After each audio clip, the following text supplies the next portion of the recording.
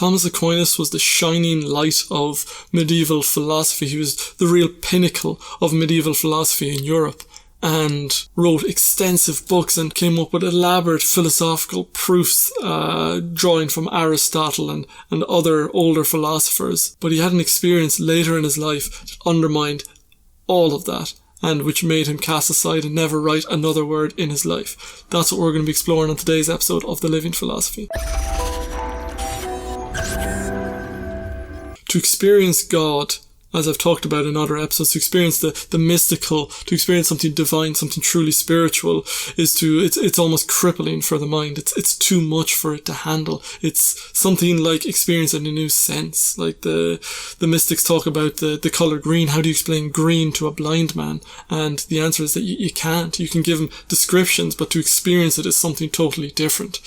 And so it's an ineffable experience. In the East, they say the wise man points to the moon, but the fool only sees the finger.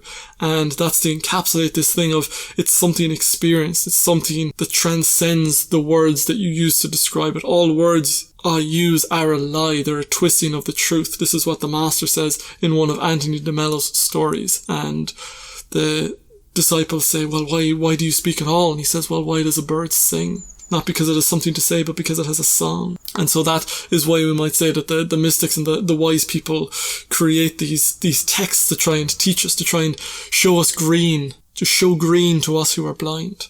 And Thomas Aquinas is one of those great philosophers of all time. He's a fantastic thinker, and he develops intricate arguments for God's existence and for every part of theology. And at some point later in his life, he was on a journey and he had this epiphanic experience. He had a spiritual experience of divinity, and he realized that everything he said was wrong.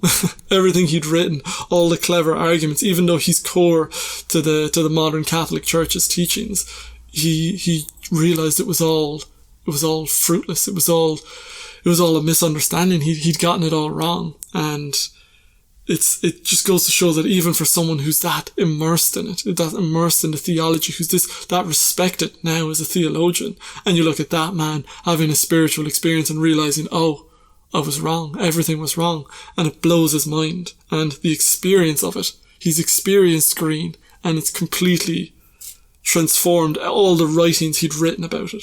So he'd written extensively about the experience of God, but now once he's experienced it, he goes, oh wow, I was completely wrong. That's just a short little anecdote I wanted to share today with you. I hope you've enjoyed it. If you have, please give us a thumbs up and subscribe if you haven't already. And I'd love to hear from you down in the comments if you have anything to add, any thoughts, insights or feedback. And otherwise, I shall see you next time. Thank you for watching.